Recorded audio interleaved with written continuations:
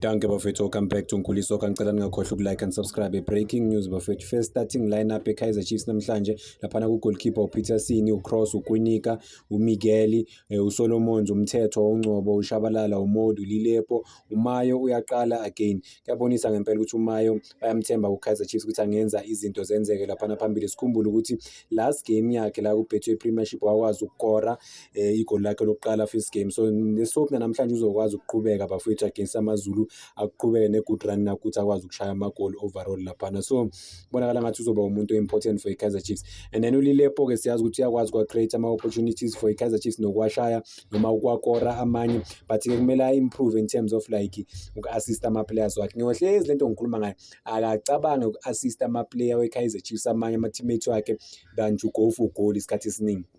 Lapho-ke Kaizer Chiefs izo-create ama-opportunities amaningi because it's predictable, abantu bayazi ukuthi makabamba ibhola uzofuna ukushaya. And then komunye laphana uModi laphana esayidini siyamazi ukuthi udlala kuwinga, udynamic in terms of like iflair yakhe neskill ukwazi ukulanda amanye ama-players. I-player ngempela engaba important overall for iKaizer Chiefs kule match lena, but-ke sometimes unokuba off, but-ke sombona namhlanje ukuthi usiphatheleni laphana overall. Duduzi Shabalala is given another opportunity again to start for Kaizer Chiefs after-ke igame yakhe sibonile ukuthi benjani leya last game. Ngeke sikhulume ngayo kakhulu. uNgcobo laphana ku-midfielder, uNgcobo-ke is one of the most creative players laphana ku-Kaizer Chiefs.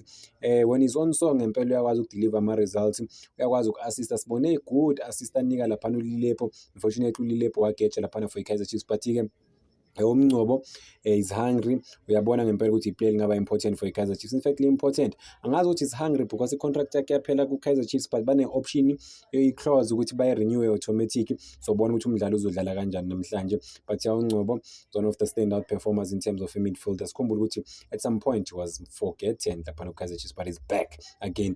And then uMthetho wakhe laphana uzoprotect i-defense eKaizer Chiefs overall as a central number 6 or as a defensive 6. But now he problem kaMthetho ukuthi is able to win the ball, but he will give away many balls for Kaizer Chiefs. So kumele abe solid, akwazi ukuba i-good pass of the ball. Or-ke akangaphasi-ke ama-long pass isikhathi esiningi because ulahla ibhola, akaphase la eduze. Abantu ba-complaina ngokuthi uphase emuva kakhulu, but I mean obviously game model yakhe sothini at the end of the day. Solomons uyabuya laphana ku-left ku-right back bafuthu sibonile ukuthi previous game udlale kahle kakhulu. Thabiso Munyana akekho available ngoba siyabona laphana ebenchini ukuthi akekho. Siyazi ukuthi ispace sakhe laphana uyi-number 1 laphana weKaizer Chiefs in terms of la position, but-ke Solomons uyadeserve uqala namhlanje because udlale kahle kakhulu.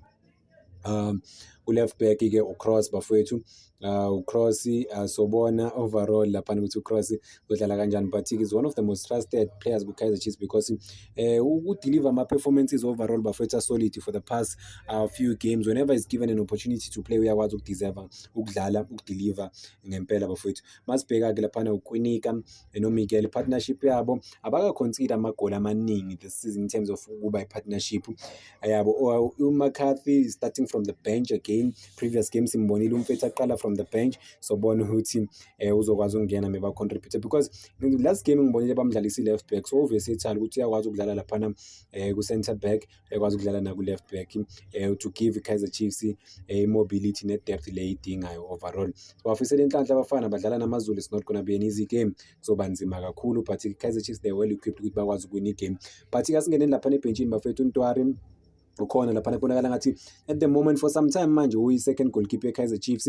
uFrosler naye ukhona laphana, uCele, uSirino, uDupreez, uCheslett, and then uHuduba, and then uSilva. So bona ukuthi iKaizer Chiefs izodlala kanjani namhlanje. Danko bafethu, ngicela ningakhohlwa ukulike and subscribe, making sure ukuthi le page lifika ku 15,000 subscribers.